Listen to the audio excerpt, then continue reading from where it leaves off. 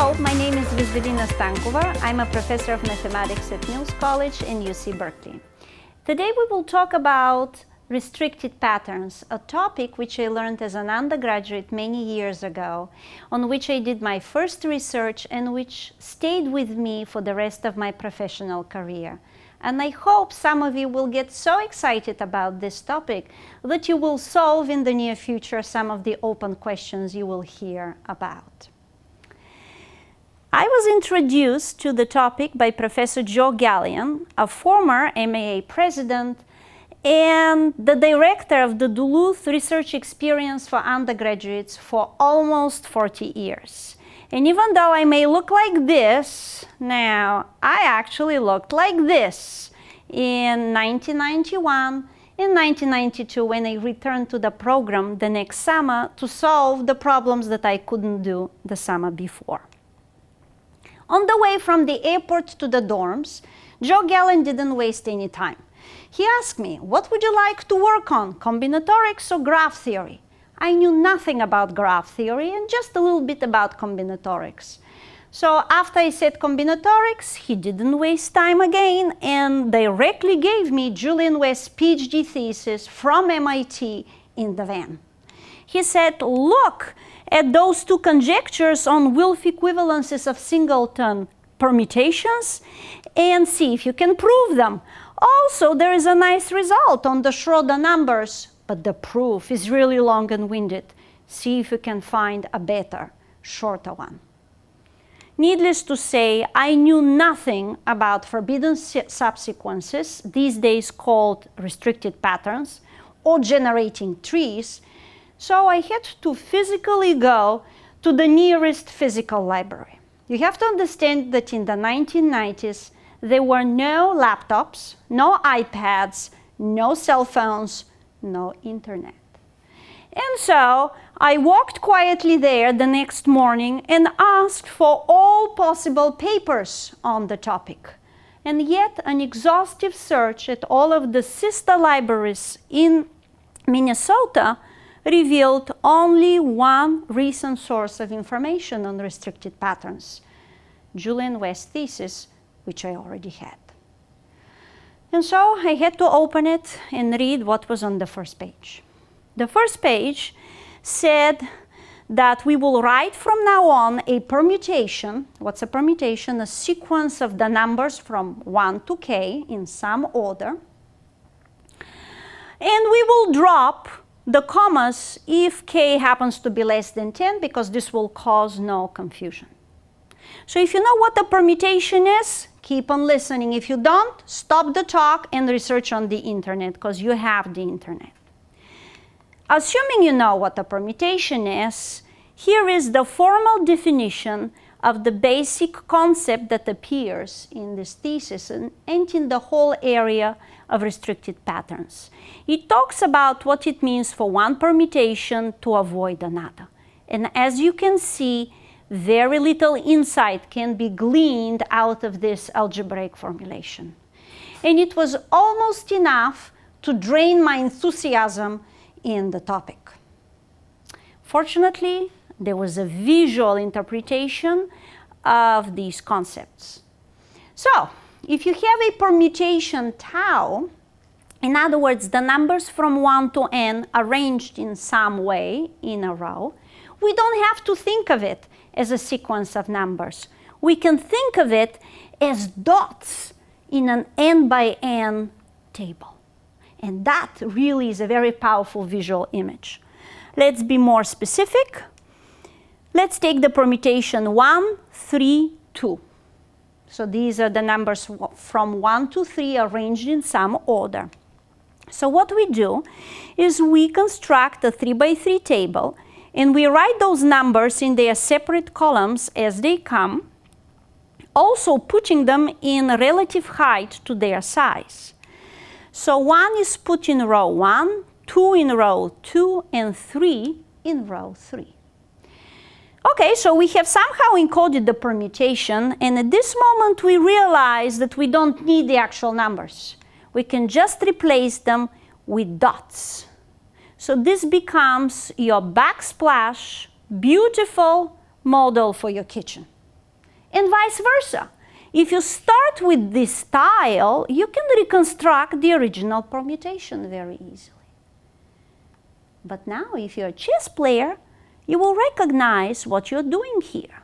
You're putting 3 rooks in a non-attacking configuration on a 3x3 board. And this works for any size permutation. As long as you don't put 2 rooks on the same row, on the same column, you will have a permutation matrix. So the formal name, fancy name that mathematicians like to call this is transversal of a matrix. So at this moment, we have permutations as rows of numbers. That's not very insightful. But also as tiles, as tables, n by n tables with dots put in non-attacking rook configurations. Let me stop here. Raising the stakes now, from a permutation of length 3, we go to a permutation of length 8. This is an actual chessboard, 8 by 8, and we have the permutation 5, 2, 6, 8, 7, 4, 3, 1. Now that's the large permutation.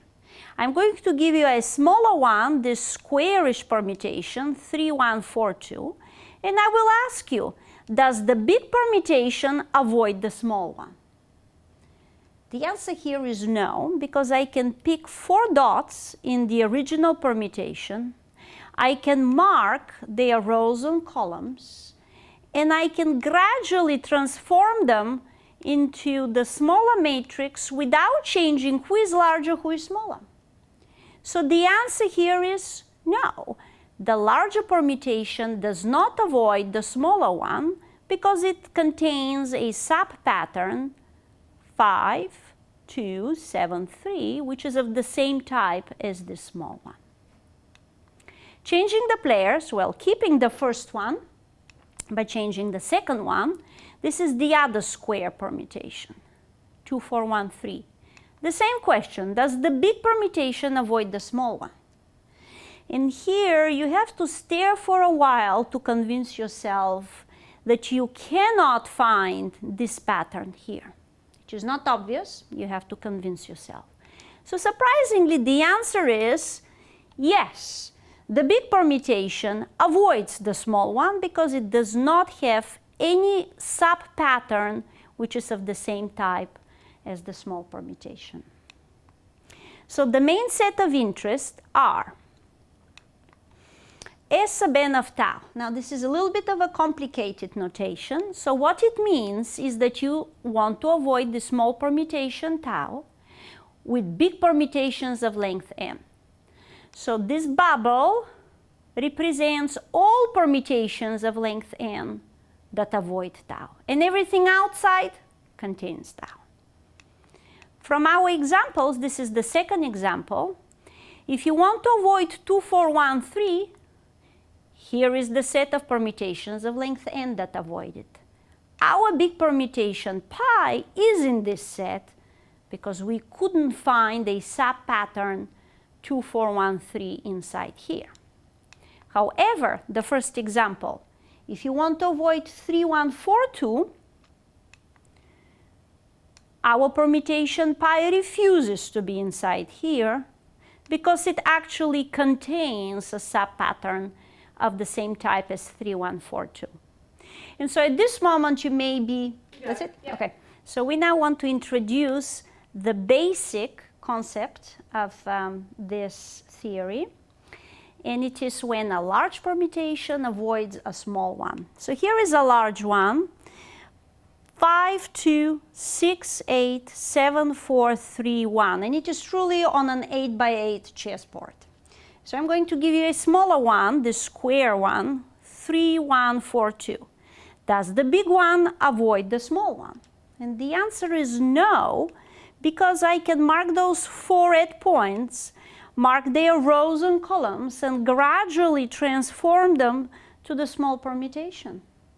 So no, we're not avoiding it. The big one, the big permutation pi, contains a subsequence 5, 2, 7, 3 of the same type, so it does not avoid the small permutation. changing the players, keeping the large one, but changing the small one to the other possible square, 2, 4, 1, 3, you can stare a bit for a while to convince yourself that the large permutation does not contain any pattern which is equivalent of the type of the small one. So here the answer surprisingly is yes. The big permutation avoids the small one because it has no sub-pattern that is of the same type. So the main sets of interest are, and you have to swallow this notation, it's a bit hard in the beginning, S sub n of tau. In other words, we are trying to avoid the small permutation tau, and we have all permutations that avoid it inside this bubble, and everything that contains it outside. So our second example, we are trying to avoid 2, 4, 1, 3 with permutations of length 8, and our permutation pi landed there because it avoided 2, 4, 1, 3. In the first example, however, we are trying to avoid 3, 1, 4, 2. However, our permutation pi refuses to be inside because it actually contains 3, 1, 4, 2. So you may think that these definitions are counterintuitive. You are in if you are avoiding, and you are out if you are containing. Shouldn't we flip-flop and answer the opposite question of containment instead of avoidance? It turns out that the sets that are avoiding a certain type of permutation appear very often in mathematics, in computer science, in sciences, and in nature. And they're much more easily trackable. They're much more easily solvable. Because there is only one way you can avoid a permutation. You contain it 0 times. But there are many ways you can contain a permutation. You can contain it once, twice, 3 times, many times. So containment becomes a much harder question to track down. That's why we're talking all the time about avoiding permutations or forbidden subsequences or restricted patterns, the title of our talk. Okay, so moving on, every theory in mathematics has classic questions. The questions in this theory are in 2 patterns. One of them are calculate, and the other one are classify. So I may ask you, if I give you a permutation tau and you want to avoid it, how many permutations of length n are avoiding it? That's a calculating problem. A problem in enumerative combinatorics. The other type of question is about the restrictiveness of permutations and classifying them. So the main definition that comes along these questions is when 2 permutations are so-called Wilf equivalent or equally restrictive. So in other words, you take level 17 and you look for all permutations that avoid tau, and then you look for all permutations of length 17 that avoid sigma. You count them and you get the same number. You change to 100, level 100. Again, the number of permutations of length 100 that avoid 1 is equal to the number of permutations of length 100 that avoid the other one. In other words, it doesn't matter which one you're trying to avoid. It is equally easy or equally hard to avoid them. You're always going to get the same number of permutations avoiding them. So in this case, we say that the 2 permutations are Wilf equivalent after a famous combinatorist, Professor Wilf. And what mathematicians denote this by is by a very familiar symbol to you probably from similar triangles in geometry. So this is the symbol for Wilf equivalence. And mathematicians would ideally like to classify permutations up to Wilf equivalence. If you throw at me 2 permutations, I should be able to recognize, are they equally restrictive or not?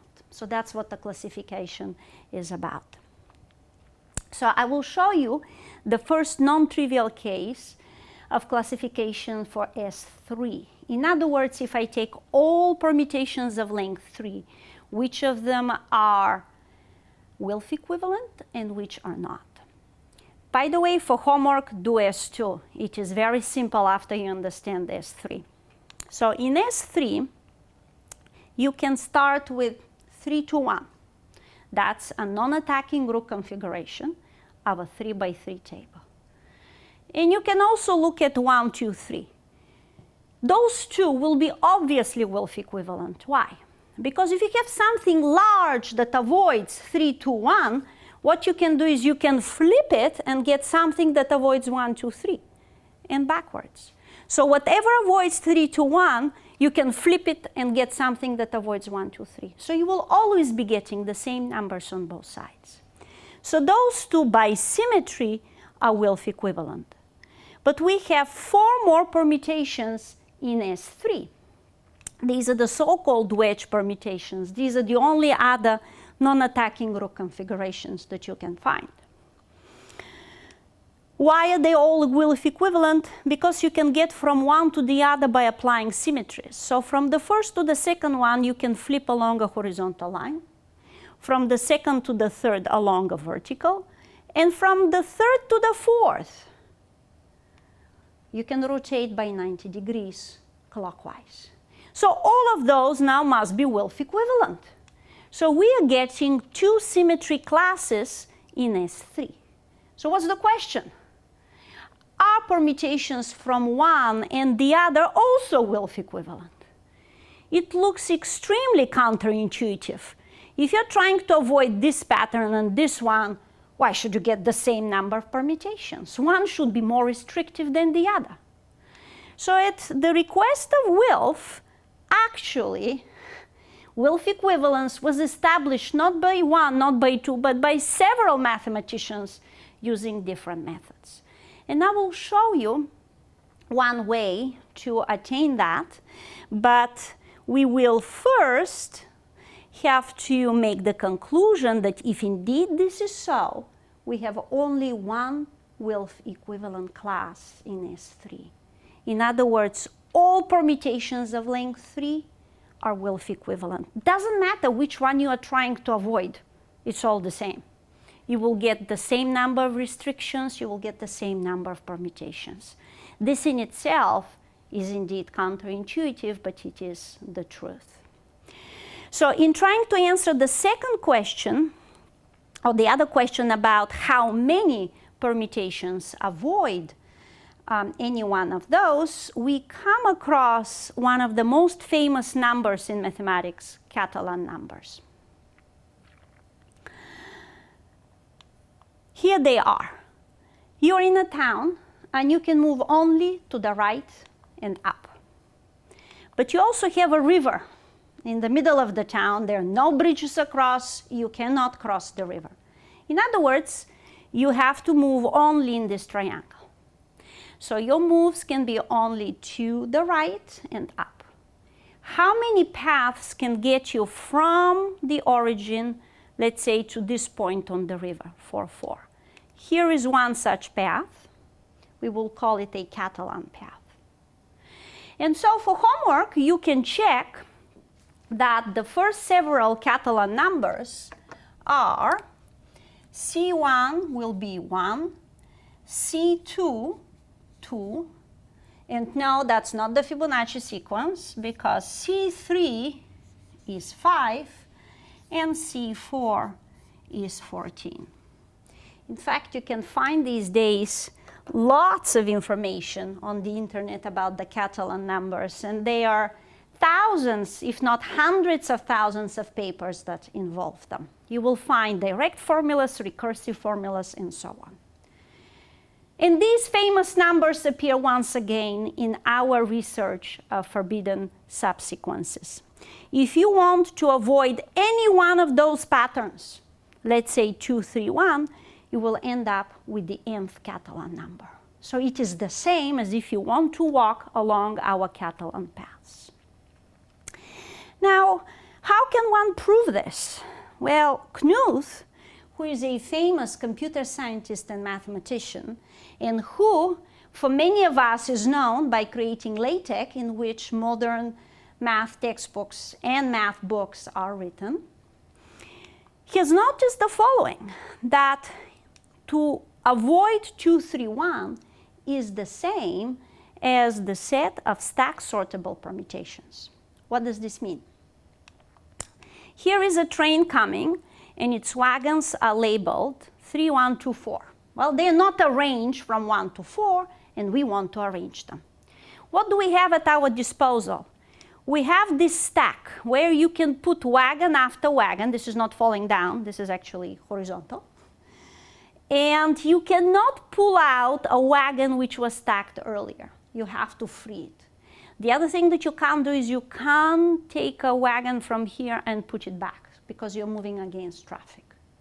So can you sort this particular permutation here? The answer is yes. I can take this 3 and move it across. Nope, that's wrong, because then it's going to block the 1. So the first thing you're going to do with the 3 is go down, stack it. Move 1 across, move 2 across, hold 4, come back with the 3 that is stacked, and then move 4 across. Knuth explained this phenomenon of how Catalan numbers appear in our theory of restricted patterns in the following way. He studied the permutations that avoid 2, 3, 1, and he recognized that these are exactly the set of stack sortable permutations. What does this mean? So you have a train coming, and its wagons are labeled 3, 1, 2, 4, and we would naturally want to label them 1, 2, 3, 4. What do we have at our disposal? We have a stack where we can put the wagons and take them one by one. Obviously, if a wagon has some other one stacked after it, it has to wait until it is free to move. The other thing we can't do is move a wagon backwards because that's against traffic. So what you can do with a particular wagon is you can let it through, or you can stack it and wait for it to move back, to move forward.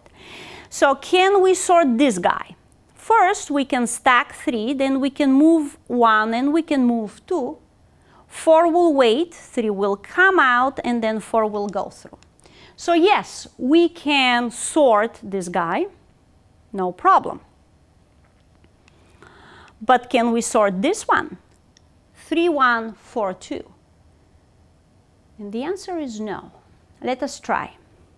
First, we have to stack 3. Then we have to let 1 go. 4 has to be stacked because 2 is coming, but then 3 is buried dead underneath that 4. You cannot free the 3. So what happened? What was the abstraction that did not allow us to sort this one, but allowed us to sort the previous one? There is only one possible abstraction. It is the sequence 2, 3, 1, which is contained right here. 3, 4, 2 is a subsequence of the same pattern, of the same type. And if you don't avoid this one, you won't be stack sortable. So Knuth noticed this, and he said, okay, we like zeros and ones in computer science. So every attempt to stack a permutation can be written in terms of zeros and ones. If you put a wagon into the stack, you write a 0. If you take it out of the stack, you write a 1. Even those wagons that you can carry straight across, you can still write them as a 0 and a 1. So you will end up with 2 N symbols, N zeros and N ones. And there is one rule. You can never have at any moment more ones than zeros. Why? Because you can never take out of the stack more wagons than you have put in. That same restriction applies to the Catalan paths. Moving to the right, you can call it a 0. Going up, you can call it a 1. So you again end up with a binary string with a sequence of zeros and ones. But there is one restriction. At any moment, you cannot have more ones than zeros, because if you did, you'd be across the river on the other side. So in this very roundabout but beautiful way, we establish the sameness, the equivalence of several different objects that come from different areas of mathematics and computer science. Stack sortable permutations, avoiding 2, 3, 1, Catalan paths, and also we solve one of the problems in classifying S3. Okay. I'm going to stop now. And so now let us look at S4. It turns out that S4 has 7 symmetry classes. I'm showing you just representatives of them. So all of those 7 tables represent one symmetry class. And they are grouped after a couple of decades, actually, of work, of research, into 3 Wilf classes. You can see one contains this diamond-shaped pattern. Another one is very interesting one. It is telling you that this quadrilateral pattern, which has no symmetries, is Wilf equivalent to this most symmetrical pattern, the square. So whether you want to avoid the square or you want to avoid this quadrilateral, you're going to get the same number of permutations. This is another paradox almost in the theory. And I proved this in Duluth using something called a tree isomorphism. But even to this day, I don't have a good idea of why this is happening and a better intuitive explanation of why these 2 patterns that are at the ends of the spectrum of symmetry are actually Wilf equivalent.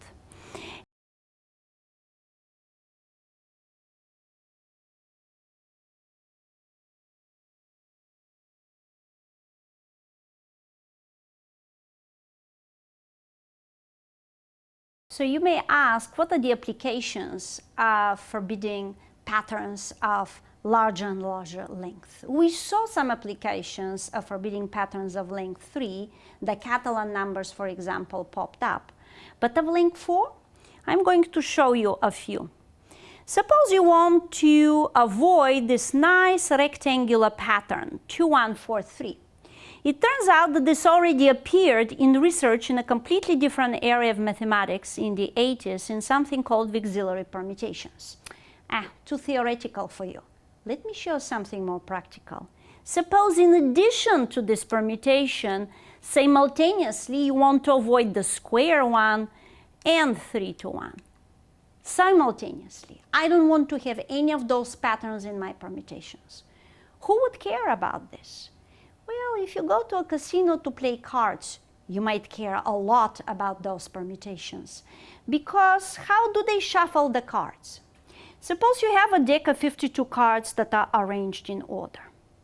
So what do? You split them in 2 stacks, approximately equal. There is an error there, but they could be equal or not equal. And then you start putting one card from one pile in between 2 cards of the other pile, right? And you do this, and you are not perfectly ideal, but in the end you put them together, you open up, and you end up with a permutation of the original arrangement. Well, guess what? Those permutations are exactly the ones that avoid these 3 small permutations. So the so-called riffle-shuffle permutations, if you want to be a good player in casinos and you want to learn some mathematics along the way, you'd better study avoiding these 3 permutations simultaneously. Here is another example. You want to avoid this nice rectangular pattern and this diamond shape. It turns out this has been done in the 1990s when studying something called Schubert varieties in algebraic geometry. So things from other areas of mathematics, or from playing cards in casino, or from arranging wagons, all pop up to give us problems that are phrased in avoiding permutations. And here is my favorite one. Suppose you want to avoid those 2 squares simultaneously. You don't want to have either of them in your big permutation. Can you calculate this? Can you make sense of it? Does it represent something in real life? The answer is yes. Surprisingly, these are the so-called Schroeder numbers, which are very similar to the Catalan numbers, except the paths allow not just to the right and up, but also these small diagonals. So the Schroeder numbers are obviously larger than the Catalan numbers because you have more paths, but they count exactly those permutations that avoid both squares. And so a question to you, can you take pairs of permutations of length 4, try to avoid them, and interpret what you're going to get in real life? That is, of course, a question of a very, very large magnitude, and it hasn't been answered nearly as much as we can. Applications beyond S4. Well, here you think we're going to get into an area of basically science fiction. How can larger patterns really appear in reality or anywhere? Well, guess what? I was asked to solve this question. I was given 4 patterns of length 8 and 3 to 1. Avoid all of them simultaneously, and please tell me how much you get. I look at this like, who could even care about such a avoiding question? Why these permutations? Why all of them together? It turns out that 2 mathematicians at MIT, Billy and Warrington, were working on a completely independent problem when they found out that their objects that they were studying were in one-to-one correspondence with precisely avoiding those 5 permutations. And they gave them a name, the 3-to-1 hexagon avoiding. I wanted a visual, so here is a visual. Here are the 4 long permutations. They all share a common core, a rectangle, and the remainders are just small perturbations of each other. You want to avoid all of them. You can put them all on the same table. This is not going to be any more a non-attacking group configuration, but it is a configuration that you are trying to avoid. So when you add 3 to 1 to it, let us call this number alpha sub n. In other words, the number of permutations of length n that avoid both of those are alpha n. So what I was asked in 2001 was to give an approximation of those numbers, because the researchers did not know how many objects they were looking at. They did not know how they grew, whether exponentially or whether by some other laws. They did not know if there were any such objects after a while. And so we set out to find out if there was a formula for alpha sub n and what we could do with this question. Not only we gave them an approximation, but we gave them an exact formula. And for those of you who know recursive sequences, this is a sequence of order 6 with not only constant coefficients, but actually integer coefficients. And any of you who have worked with such recursive sequences knows that anything is possible from now on. You end up with a polynomial of degree 6. You find its roots, some of which are going to be complex numbers here. But then you will have an exact formula, and you can get correct calculations for any n, precise calculations.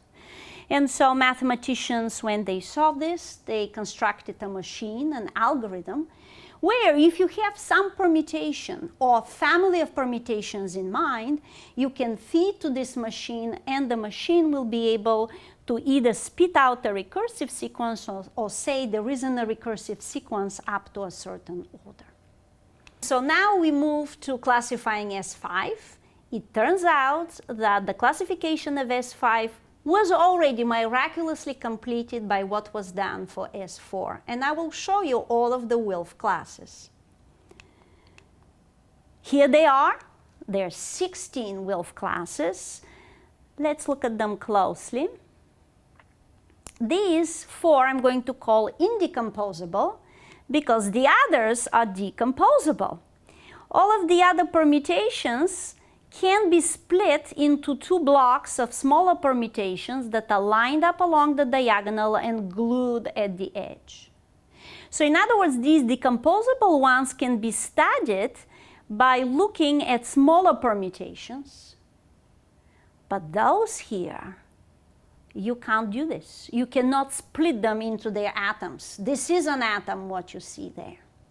So it turns out that this is it for S5 the Wilf classes are. For S6, there was only one pair of permutations that avoided classifications for over 10 years. And that pair, when viewed from the right angle, looks like this. Both permutations are decomposable. The bottom ones are the same, and the top ones are flips of each other along the diagonal. And Julian West and I proved the theorem that settled this final case in S6. And then a long, several month computer calculation happened before we could say that luckily we have done it for S7 and S8. The theorems that were proven by many people were strong enough to classify S7 and S8.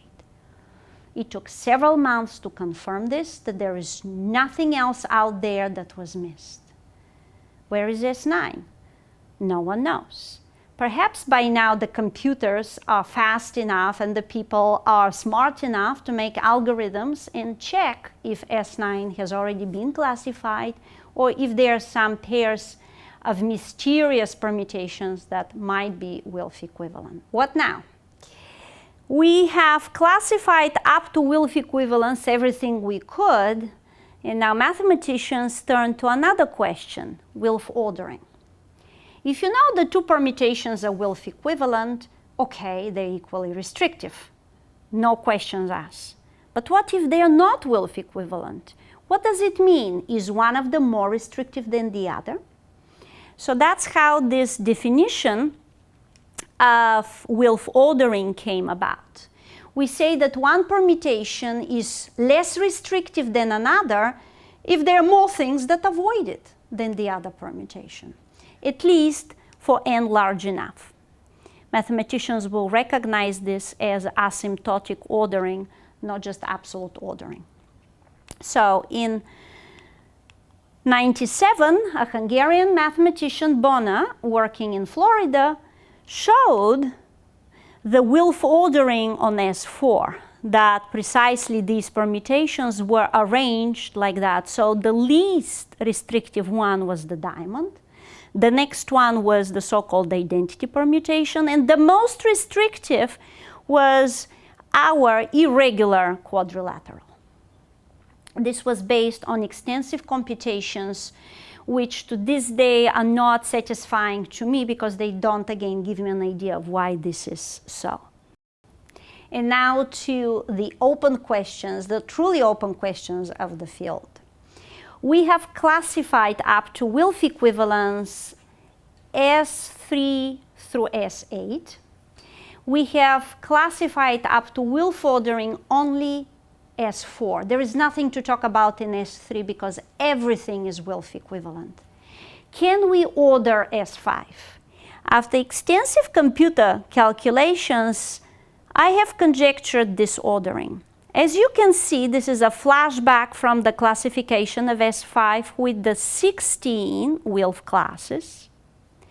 And there are these inequalities between them, 15 of them. 14 of them are marked with questions. There is only one proven. So 14 conjectures here about ordering. What does this picture mean? If this indeed is true, and this is the Wilf ordering of S5, it means that indecomposable permutations are more restrictive than decomposable ones. So in other words, very few permutations, for example, avoid this pattern. This is the hardest pattern to avoid, the square with the dot inside. This is amazing. Why should that be so? At the other end of the spectrum, why isn't the identity permutation the least restrictive? It makes sense, right? It is the one furthest away from the indecomposable one. It is fully decomposable. And yet, it is beaten by two other permutations, these fish-like looking permutations, which are also decomposable, but they're not the identity permutations. Why? Again, we have only one theorem and 14 more to go. in an explanation that should unify this theory and give us deeper understanding of what is going on. So from an obscure topic from the early 1990s, where only a few people knew about restricted patterns, where the library had only one reference to them, Julian West's thesis, this area of mathematics has grown so large that there are every year international conferences on permutation patterns. Over the years, they have changed countries, including US, in many of those years. So if you are really excited about this topic, you want to learn the real truth and all of the open questions, and there are many more out there than I managed to tell you, please check the schedule and attend the conference. I dedicate this talk to Joe Gallion, the fifth Beatle. Thank you very much.